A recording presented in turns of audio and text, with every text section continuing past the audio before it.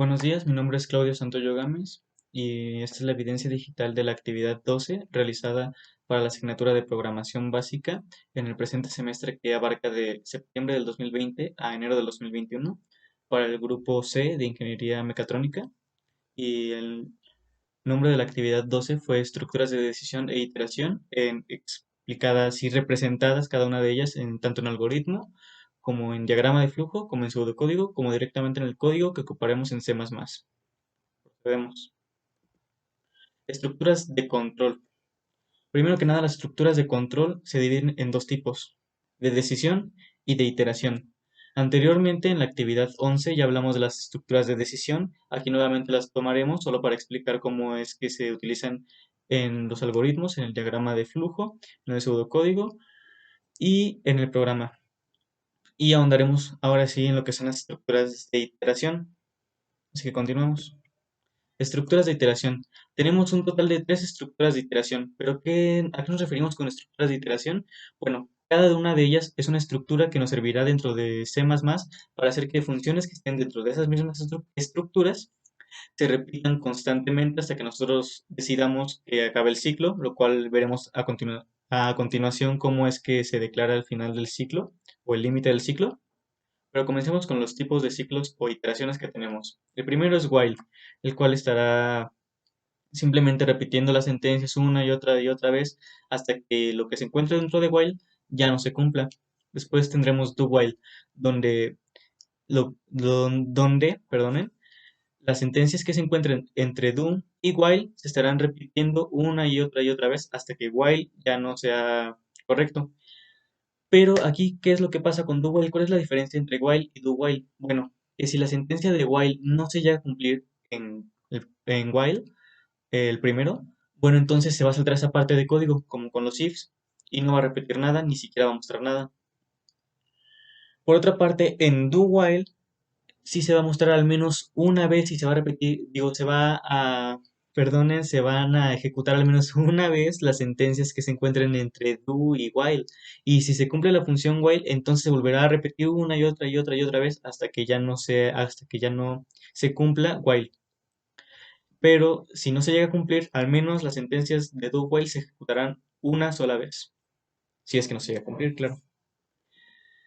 La última estructura de iteración que tenemos es for, en la cual es muy, pero muy cómoda de usar, dado que le podemos declarar una variable dentro de ella, poner el límite que queremos y hacer que esta variable vaya creciendo al ritmo que nosotros queremos, lo cual nos permite definir perfectamente cuántas veces queremos que el ciclo se repita. Estructuras de iteración o los ciclos representados en algoritmos y diagramas de flujo. Aquí es un poco complicado porque algunas se parecen un montón, perdonen, pero comencemos con while. Lo primero, como se muestra aquí, es que while toma una condición y en base a si esa condición es verdadera, procede a instrucciones. Las instrucciones una vez completadas te regresan nuevamente dentro del diagrama de flujo a poquito antes de entrar a while, a la flecha antes de entrar a while y nuevamente se presenta la condición. Si la condición sigue siendo verdadera, este ciclo se repetirá y se repetirá. Pero si la condición llega a ser falsa desde el principio o en cualquier punto de repetición del ciclo, entonces va a salir directamente y se va a pasar todas las instrucciones que tenemos de while. Ahora, ¿cuál es la diferencia entre while y do while? Aquí se puede ver mejor. Las instrucciones ya no están después de la condición, están antes de la condición, pero el ciclo o la flecha que indica el ciclo sigue estando antes de la primera sentencia de esta estructura, que son en este caso las instrucciones, lo cual nos garantiza que al menos se va a repetir una vez. Y como se muestra aquí, instrucciones se repite una vez. Si la condición es verdadera, se toma el retorno a la instrucción de nuevo. Si la condición es verdadera nuevamente, se toma de nuevo el retorno. Y si llegamos de nuevo a la condición y en este caso es falsa, entonces va a proceder directamente. ¿Qué pasa ahora con el primer ciclo, por así llamarlo? Entonces, con do while se va a ejecutar al menos una vez las sentencias, por lo que, llegando con la flecha, se ven las instrucciones, se ejecutan al menos una vez, se revisa la condición digamos que es falsa de primeras, entonces continúa. No se repitió más veces, solo una con do while. Aquí tenemos otra que es la condición for, interpretada en los diagramas de flujo que como vemos aquí se está inicializando y llegamos directamente a la condición. Si las condiciones son verdaderas, entonces pasamos a las instrucciones y después tenemos actualización de incremento. ¿Qué es actualización de incremento? Bueno, regresemos un poquito a mostrar aquí. Como se puede ver en el medio, tenemos una i igual a i más 1. ¿Qué significa eso? Que la variable se le está sumando 1 y entonces en cada ciclo se le estará sumando 1 y 1 y 1 en este ejemplo, desde luego, hasta por ejemplo llegar a 10, donde se define que el límite es i menor o igual a 10. ¿Qué significa esto? Que el bucle se estará repitiendo en tanto la variable i sea un número que sea menor a 10 o el mismo 10. Si el número llega a ser 11, directamente el ciclo se cierra y pasamos a lo que sigue del programa. Esto es lo que quiere decir dentro del diagrama de flujo, actualización de incremento. Si desde el principio la condición es falsa, se la va a saltar. Y nuevamente, si la condición es verdadera, entonces va a regresar y va a cumplir otra vez la condición y otra vez la condición. Pero digamos que ya se llegó al incremento 10, entonces se repite una vez más y como ya se hizo nuevamente una actualización de incremento, la variable ya no es 10, ahora es 11. Entonces al momento de llegar a la condición ya no va a cumplir y por ende va a ser falso y se va a salir del bucle y terminará el bucle y saldrá y continuará con las siguientes operaciones tanto en el diagrama de flujo como en el código y en el pseudocódigo.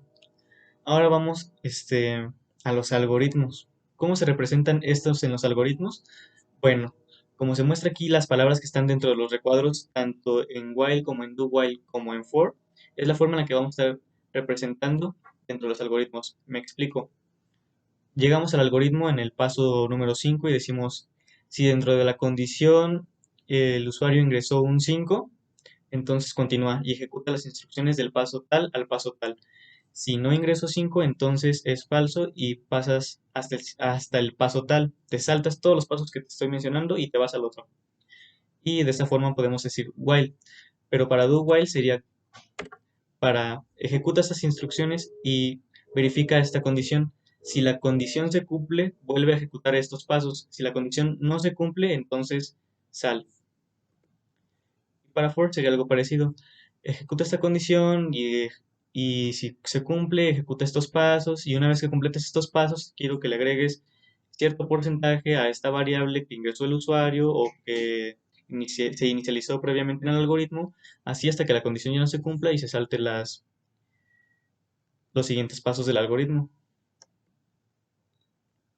Ahora las estructuras de iteración en pseudocódigo y en código en C++. Como sabemos, ya el pseudocódigo es básicamente un código, un precódigo, por así decirlo, pero por lo general lo más cómodo de trabajar con el pseudocódigo, aparte de ser un boceto, es que está en nuestro idioma. Así que básicamente tener el código en C++ nos representa cómo estamos escribiendo while, pero también nos representa cómo estamos escribiendo un pseudocódigo. Simplemente hay que traducir en vez de un while, será mientras el número sea diferente o igual a cero, se van a ejecutar estas, que es la sentencia que tenemos aquí marcada. Es un ejemplo, desde luego. Y en do while sería muy parecido. Solo para pasarlo de interpretarlo de pseudocódigo a código, simplemente hay que pensar en nuestro idioma. En este caso, aquí se muestra que while ya tiene declarada su condición para que se siga repitiendo el ciclo y lo que se estará repitiendo es lo que está entre las llaves que está abajo de while y la llave que está debajo de la operación. Y una vez que se deje de cumplir la condición de while, se pasará directamente al cout que tiene fuera de la llave y antes del return. En el do while, como se puede ver, se ejecutan primero las sentencias que se tienen aquí y después se pone la condición del while. Si esto sigue, si esta condición de A sigue siendo menor o igual a 255, entonces vuelvo a repetir lo que tengo desde do y repítelo hasta que ya no se cumpla. Una vez que A ya no se cumpla, se saldrá del ciclo y se irá directamente al return 0, que es otra función del programa. Para for, aquí es lo que estaba explicando hace un momento. Se declara primero una variable que en este caso va a ser j y se iguala a 65. Después a esta variable se dice que mientras j valga menos de 122 o exactamente 122, el ciclo se seguirá repitiendo. Y en cada ciclo se le agregará a j una unidad. Eso es lo que significa el más más. Cuando simplemente queremos agregar una unidad sin querer poner j más uno, pues nada más ponemos j más más. En este caso, en otros casos nada más sería el nombre de la variable y más más. Y en el ciclo se ejecutaría lo que está entre las llaves, que en este caso es code char j, y los, las comillas significa que se está poniendo esa coma pequeñita en pantalla. Ahora vamos con las estructuras de decisión, que fueron las que se explicaron en la actividad 11, así que nos podremos ir un poquito más rápido, dado que ya sabemos cómo se utilizan varias de ellas.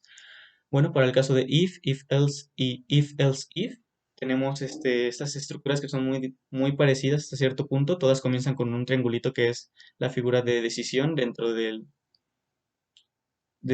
diagrama de flujo. Y entonces, como se muestra aquí, si la condición es verdadera, va a pasar a cierta parte. Si la condición es falsa, entonces va a saltar esa parte de código. Y es lo que se está representando en las imágenes. En if else es, si la condición es verdadera, entonces ejecuta esto y después te pasas a lo que sigue del código. Pero si la condición falsa es falsa, entonces ejecuta lo que tengo de este lado y después ya continúas con el código. Y en if else if es básicamente una combinación de ambos, donde nos está mostrando una condición tras otra condición que de no ser cumplida se pasa a la siguiente condición y a la siguiente condición hasta que lleguemos al default, que en este caso sería el else y sería como de, bueno, no cumpliste ninguna condición, ya continúo con el programa, que es el tercer diagrama que tenemos al otro lado. Después tenemos la estructura switch. Esta es un poco más fácil de comprender.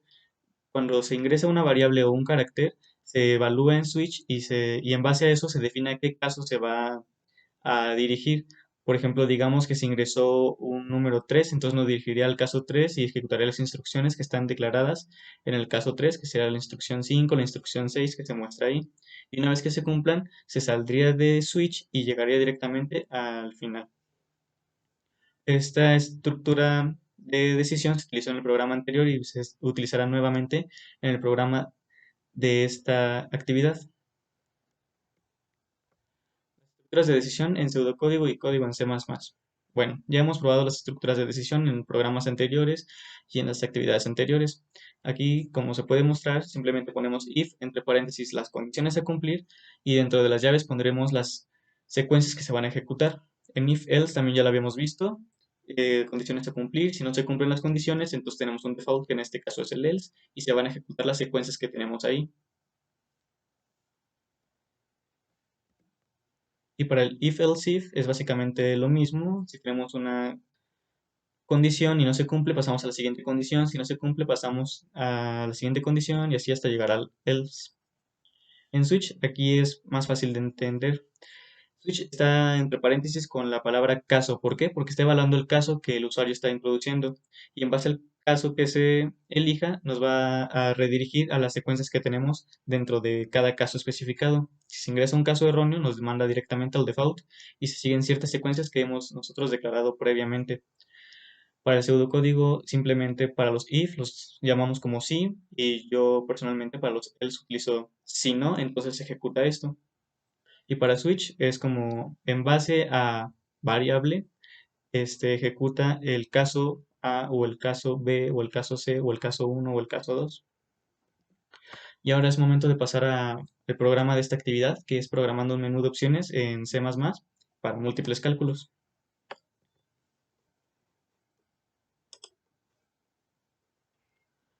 Actividad 12, problema 1 de la actividad. Solo tuvimos un problema para esta actividad, que fue un menú de opciones que ofrezca diferentes tipos de cálculos para un número dado.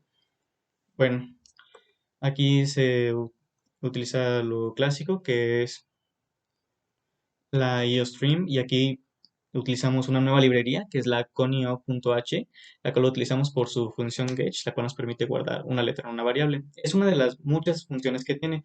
Más adelante seguiremos utilizando conio.h porque tenemos más posibilidades y más funciones habilitando esta librería. El using namespace std desde luego, y comenzamos con la función main, declarando la opción para que se elija dentro de la switch y las variables que utilizaremos. En este caso es el número, suma y contador de división, así las llamé. En este caso todas son enteras porque se ocuparán de este modo. En este caso, y a diferencia del programa anterior, son menos variables, así que podremos trabajar de mejor forma. Continuemos. Los cálculos que se ejecutarán dentro de este programa son los siguientes tres, aparte del caso 4 que indica salida. El caso uno es el cálculo de los factores del 1 al 10 de un número dado. ¿Qué significa esto? Que yo le ingreso un número al programa y el programa me va a sacar, por así decirlo, sus factores del 1 al 10 o sus multiplicadores de el número que me diste por 1, por 2, por 3, por 4, por 5, por 6, por 7, por 8, por 9, hasta llegar a 10. Es básicamente como sacar la tabla periódica del 1 al 10, la tabla de multiplicar, perdón, del 1 al 10. Después, cálculo de la sumatoria de un número. Aquí es un poco difícil de entender, pero a qué me estoy refiriendo? Bueno, básicamente que si yo ingreso un número, este número, por ejemplo, digamos el 5, entonces se va a sumar desde el 1 hasta llegar a 5. 1 más 2, 3. La suma de esos dos números más el que le sigue, que es el 3, 6, más el que le sigue, que es el 4, entonces serían 10. Y después ya seguiría el 5, entonces sería 15. Entonces la sumatoria de los números, la sumatoria de un número dado, que en este caso el 5, sería 15. Y después tenemos el cálculo de la serie de números primos para un número dado. Este fue un programa muy complicado de armar dado esto. Básicamente vamos a mostrar en base a un número dado la cantidad de números primos que lo preceden y si el número que hemos ingresado es un número primo, también lo mostrará. Y el caso 4 que es salir desde luego. Si elegimos el caso uno que es ingreso un número para saber sus factores del 1 al 10, es lo que estamos mostrando. Pedimos que la variable se guarde en número. Como en casi todos estaremos utilizando números, solo lo declaré una vez, así que continuamos. Y después pedimos que se muestre code los factores del 1 al 10 de su Cout, perdonen, los factores del 1 al 10 de su número son, y inmediatamente agrego este ciclo for. ¿Por qué estoy agregando esta iteración, este ciclo for? Bueno, porque nos va a servir para el propósito que tenemos, que mostraré a continuación.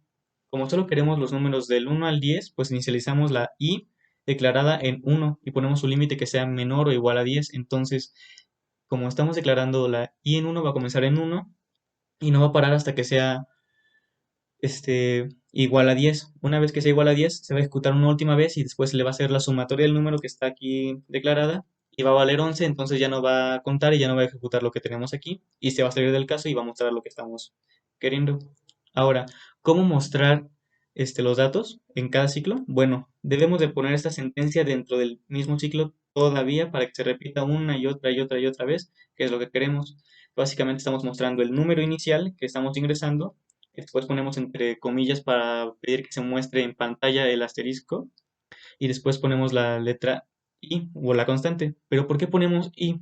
Bueno, porque i va a valer, en el primer caso va a valer 1, en el siguiente va a valer 2, después 3, después 4 y queremos que se muestre eso, queremos que se muestre número multiplicando por el actual caso que se está llevando a cabo como una tabla de multiplicar. Y después queremos que se muestre el igual. ¿A qué es igual esa multiplicación? Y después aquí tenemos algo muy sencillo que nos ahorró bastante tiempo. Que a diferencia del programa anterior, nos ahorró una variable en este caso. Fue simplemente multiplicar número por el estado en el que se encuentre y en ese momento. Me explico. Si yo ingreso el número 2, entonces al ingresar a for se va a multiplicar 2 por el primer valor que tiene i en ese momento, que va a ser 1, entonces 2 por 1 va a ser 1, pero cuando pase al siguiente ciclo, ahora i va a valer 2, entonces 2 por 2 va a ser 4, y así nos vamos a ir hasta que llegue a 10, entonces 2 por 10, 20, y se va a mostrar eso en pantalla. Para el caso 2 que ingrese que es el de cálculo de la sumatoria de un número, nos pide luego que ingrese el número del cual desea saber su sumatoria. Y entonces aquí pedimos que se guarde dentro del número nuevamente, lo cual nos ahorra varias variables. Eso no un poco redundante, pero pues sí. Este, Cout, que la sumatoria de su número es, y nuevamente utilizamos un ciclo for y lo inicializamos esta vez en 1 nuevamente y después pedimos que sea menor o igual al número. ¿Para qué hacemos esto? Bueno, primero que nada inicializamos en 1 porque pues no queremos que se sume desde el 0, queremos que se sume desde el 1 hasta el número que le estamos ingresando. ¿Por qué estamos poniendo ahora número como el límite? Bueno, porque de esta forma estamos asegurando que el ciclo se va a repetir la cantidad de veces que nosotros hayamos ingresado como número y obviamente en cada ciclo se va a agregar solamente 1 a la variable i para que vaya pues uno por uno, vaya. Y dentro de eso ponemos suma, o sea, la suma del número es igual a la suma más i. ¿A qué me refiero con esto? Bueno, esto es un poco complicado de entender porque ni siquiera estamos utilizando un número, lo utilizamos nada más como límite. Pero, por ejemplo, me explico, si suma desde el primer punto vale igual a suma más i, entonces significa que suma está valiendo nada o valiendo cero en el primer ciclo. Entonces, cero más i en el primer ciclo sería uno, entonces va a valer ahora uno. Y la variable suma se está guardando que ahora vale uno. En el siguiente ciclo, ahora i va a valer 2 y suma va a valer uno, entonces uno más 2 3. Y ahora suma va a valer 3 y en el siguiente ciclo la i va a valer 3 y suma va a valer 3, entonces 3 más 3 6 y de esa forma hasta llegar al número que sería el tope que nosotros hayamos puesto, es que se va a conseguir la sumatoria de los números que hayamos ingresado. Y ya solamente salimos del ciclo y pedimos que se muestre suma al final, o sea, una vez que se complete todo el ciclo que en base al número que hemos dado, y fuera del ciclo ya ponemos que se muestre el número, que es el valor que se encuentra en suma actualmente. Y desde luego no olvidemos poner ni en el caso uno el break, que impide que se amontonen los casos. Ahora para el caso 3 que es cálculo de la serie de los números primos para un número dado, de los más complicados, pues pedimos que se ingrese un número para saber si es un número primo y cuáles son los números primos que lo anteceden. Bueno, guardamos primeramente el número y procuramos que el número ingresado sea mayor, digo, sea menor que cero. Si el número es menor que cero, se pasa al if y el if va a decir, el número que ingresó es negativo, por favor ingrese otro o un número que sea correcto. Pero si el número no es menor que cero, entonces directamente nos va a pasar a else y else es donde se va a ejecutar el cálculo de los números primos que debemos demostrar, también con varios ciclos for, que es los números primos que anteceden a su número son, y ahora sí pedimos en el for que se inicializa en i igual a 1 y con el número que va a ser mayor o igual a i. En este caso también lo podríamos poner al revés, pero en este caso lo quise poner de esta forma para indicar que no importa cómo lo pongamos, se está cumpliendo esa sentencia. Que si lo ponemos al revés sería mientras i sea igual o menor al número, que es básicamente lo que hicimos aquí. Y en cada ciclo se va a estar agregando uno. E inmediatamente declaramos otro ciclo para poder encontrar los siguientes números primos y saber si son o no. En este caso, int la variable es a y será igual a 1. Y aquí solo se va a repetir mientras a sea igual o menor a i. Y en cada ciclo se le va a sumar a 1. Y después utilizamos un if. Si el if no se cumple, o sea, este es para evaluar que sean primos. Y si la i con el porcentaje de la a es igual a 0, entonces al contador de división se le va a aumentar 1. Si no, pues se va a saltar este y se va a repetir el ciclo nuevamente. Y una vez fuera del primer ciclo, del segundo ciclo, perdonen, creamos un nuevo if, donde si el contador de división es igual a 2, o sea, de que si ya es 2, ya se dividió dos veces, entonces se debe demostrar i. Si se divide más de 3 veces, entonces está mal, no es un número primo, solo se debe dividir entre sí mismo y entre 1. Y entonces así es como hacemos que se muestre el número primo. Y desde luego ponemos esto es un espacio para evitar que se amontonen los números, si no tendríamos una hilera de números, así que para eso sirve estas comillas para mostrar un espacio entre un número y otro. Y regresamos nuevamente el contador de división a cero. Si no lo hacemos, se amontonan y se empieza a saltar los números primos el programa, así que por eso es importante regresarlo a cero. Si esta if no se cumple, si el contador de divisiones ya es igual a 3 o todavía es igual a 1, entonces tenemos que regresar, se pasa directamente al else y tenemos que regresar nuevamente también el contador de divisiones a cero. Y aquí ya por fin terminamos el primer for.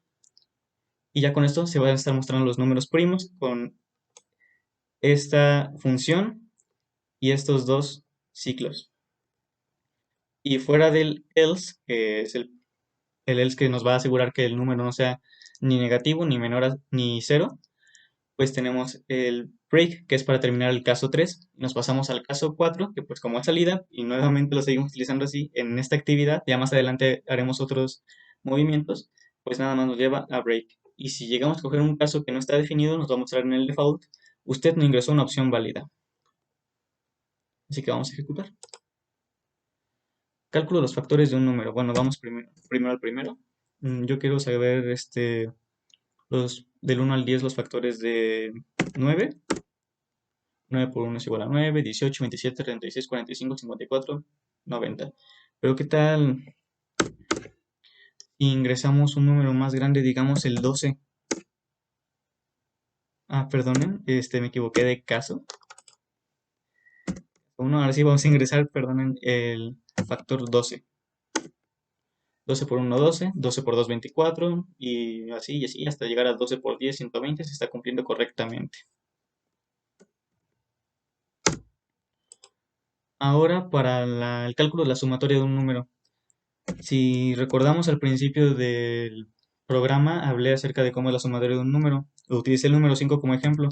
Vamos a utilizarlo nuevamente para comprobar que tuve mis cálculos mentales correctos. La sumatoria de su número, del número que ingresé, que es 5, la sumatoria es 15. Probemos con otro número, un número más grande. A ver, digamos con el número 20. La sumatoria de su número es 210. Correcto. Ahora vamos con el caso número 3. Vamos a ingresar un número muy grande, vamos a ingresar el 150 para que nos muestre los números primos que hay antes de 150, y están hasta separados para que no se amontonen. El último número antes de 150 es 149, el cual solo se divide entre sí mismo y entre 1. Por tanto, nos está mostrando los números primos de forma correcta. El programa funciona correctamente, pero supongamos que en el caso 3 ingresamos un número negativo. Vamos a ver qué nos muestra. El número que ingresó es negativo. Por favor, ingrese otro. El programa funciona correctamente. Y con el 4, que es la salida, bueno, que simplemente nos termina el caso directamente.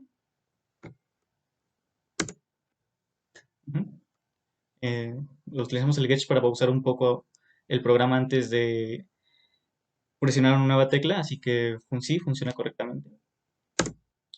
Y con eso concluye esta actividad 12.